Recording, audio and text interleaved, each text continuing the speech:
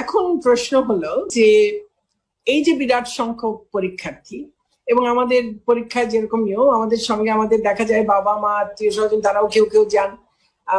14 লক্ষ পরীক্ষার্থী, তার সঙ্গে যদি অভিভাবক দু একজন যান, আর সেটা দিয়ে সংখ্যা অনেক বাড়ছে। তারপরে লক্ষাধিক যারা প্রত্যবেক্ষক আছেন, শিক্ষকরা, তারা, তার সঙ্গে আছেন আইন শৃঙ্খলা রক্ষাকারী বাহিনীর সদস্যরা, এই সব মিলিয়ে একটা বিরাট 25-30 লাখ লোকের একটা সম্পৃক্ততা, এবং যাদের অধিকাংশই হয়তো গণপরিবহন ব্যবহার করবেন। তো সেই জন্যই স্বাস্থ্য ঝুঁকিটার ব্যাপার আমাদের সবসময় মাথায় আছে, যে কারণে আমরা এখন পর্যন্ত এটি নিতে পারিনি। আগামী দিনে অনেক কথা আসছে। মাননীয় প্রধানমন্ত্রী নিজে বলেছেন যে একটা এই শীতের সময় এটির প্রকোপ বাড়বার একটি সম্ভাবনা রয়েছে। বিভিন্ন দেশও তাই বলছে, বিভিন্ন বিশেষজ্ঞরা বলছেন যে এটির প্রকোপ বাড়তে পারে। তার সঙ্গে আরো যেটি বলছেন যে আমাদের একটা দ্বিতীয় ঢেউয়ের কথা বলছেন, সেকেন্ড ওয়েভ একটা আসতে পারে, এরকম নানান কিছু আছে। এর মধ্যে আমরা কি করব? আমাদেরকে ইন্ডিপেন্ডেন্টের পিন্টু যেমন বলেছেন যে তার সঙ্গে কেউ কেউ কোনো পরীক্ষার্থী গ্রুপ তারা বলেছে যে তারা পরীক্ষা ছাড়াই মূল্যায়ন চায়। কারো কারো এরকম আমাদের কাছেও অনেকে ইমেল করেছেন, অনুরোধ পাঠিয়েছেন যে কি হবে, আমরা পরীক্ষা দিতে চাই না, আমাদের এমনি আগের পরীক্ষার রেজাল্ট দিয়ে মূল্যায়ন করা হোক। এটা একটা অপশন হতে পারে, যে ঠিক আছে কোনো পরীক্ষাই নেওয়া গেল না, আমরা সব প্রস্তুতি নিলাম, সবকিছু করলাম, তারপরে কোনো পরীক্ষা নেওয়া গেল না, তাহলে কি হবে? তাহলে কি এই শিক্ষার্থীরা আর পরবর্তী পর্যায়ে যাবে না? নিশ্চয়ই তারা পরবর্তী পর্যায়ে যাবে। বিশ্ববিদ্যালয়ে ভর্তির জন্য তো তাদেরকে আরেকবার পরীক্ষার সম্মুখীন হতেই হচ্ছে। তাহলে পরীক্ষা ছাড়াই মূল্যায়ন করার একটা সম্ভাবনা তো থেকেই যাচ্ছে, আমরা সেটিকে নাকচ করে দিচ্ছি না।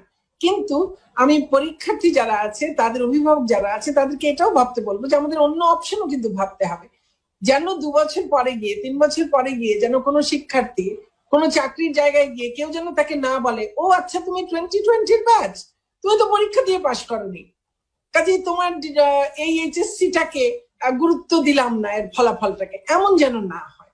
কাজে আমাদের যদি নেওয়া সম্ভব হয়, তাহলে কি কি কতটুকু সম্ভব হতে পারে, আমরা এর সবকিছু খুব পরিশ্রম করে আমরা এগুলোর একেবারে সুনির্দিষ্ট পুরো ঠিক করেছি।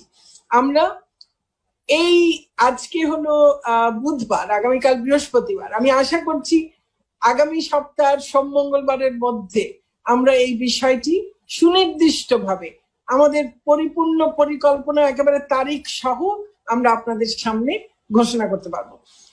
কাজে এই মুহূর্তে বলছি শুধু আমাদের সমস্ত রেঞ্জ অফ পসিবিলিটিস, একেবারে আমরা পরীক্ষা নিলে কতটুকু পরীক্ষা আমরা নেব, সেই পরীক্ষাটা কি পদ্ধতিতে হবে। আমি পরীক্ষার্থীদের বলতে চাই যে আমরাও একসময় পরীক্ষার্থী ছিলাম, আমাদেরও সন্তান সন্ততি আছে।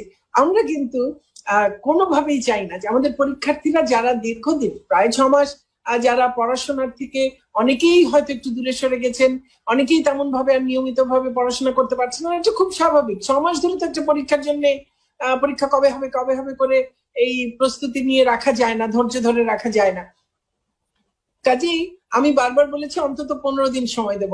আমার মনে হয় যে আমরা অন্তত 4 সপ্তাহ সময় দেব ইনশাল্লাহ। হ্যাঁ, পরীক্ষার আগে, পরীক্ষা শুরু করার আগে অন্তত পক্ষে 4 সপ্তাহ সময় দেব, এবং আমরা চেষ্টা করব দ্রুততম সময়ের মধ্যে মিনিমাম কতগুলো সাবজেক্ট নিয়ে এবং মিনিমাম কত নম্বরের পরীক্ষা নিয়ে আমরা এই পরীক্ষা কাজটি সম্পন্ন করতে পারি। এবং সেক্ষেত্রে আমাদের হয়তো কিছু কিছু বিষয়ের বেলায় আমাদের হয়তো বা আমরা আপনাদের জেএসসি, এসএসসি সেগুলোর নম্বরকেও আমরা মূল্যায়নের মধ্যে নিয়ে আসতে পারি।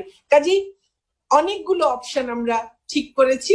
আমরা আপনাদের কাছে যেই অপশনটি সিদ্ধান্ত হয়ে যাবে বা যে অপশন গুলো নিয়ে সিদ্ধান্ত হবে, কারণ আজকে আমি সিদ্ধান্ত নিলাম আমি অমুক তারিখ থেকে পরীক্ষা নেব, তারপরে যদি পরিস্থিতির কারণে পরীক্ষা নেওয়া না যায়, সেই অপশনটিও তো আমাদের আপনাদেরকে আগে ভাগেই জানিয়ে রাখতে হবে, তাই না?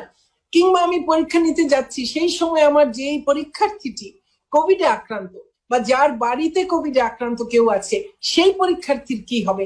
নিশ্চয়ই তাকে আমরা চাই না সে পরীক্ষা কেন্দ্রে আসুক। তাহলে তার জন্য তো আমার একটা বিকল্প ব্যবস্থা করে রাখতে হবে। এই সবগুলো নিয়েই, এই সমস্ত প্রস্তাবনা নিয়ে, সমস্ত সিদ্ধান্ত নিয়ে আশা করি ইনশাআল্লাহ আগামী মঙ্গলবারের মধ্যে আপনাদের সামনে আমরা সবাই মিলে আবার আসবো। আর এটুকু আবারও বলবো, আমাদের পরীক্ষার্থীরা কোনোভাবে যেন ক্ষতিগ্রস্ত না হয়। তারা দীর্ঘদিন পড়ার সঙ্গে একেবারে পরীক্ষা নেবার 16 আনা প্রস্তুতি নেওয়া সে অবস্থাটায় তারা নেই।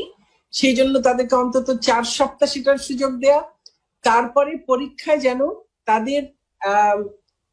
তারা যেন সুবিধাজনক উপায়ে সুন্দরভাবে যেন পরীক্ষাটা দিতে পারে দুশ্চিন্তা ছাড়া, সেটার জন্য আমরা ব্যবস্থা করব।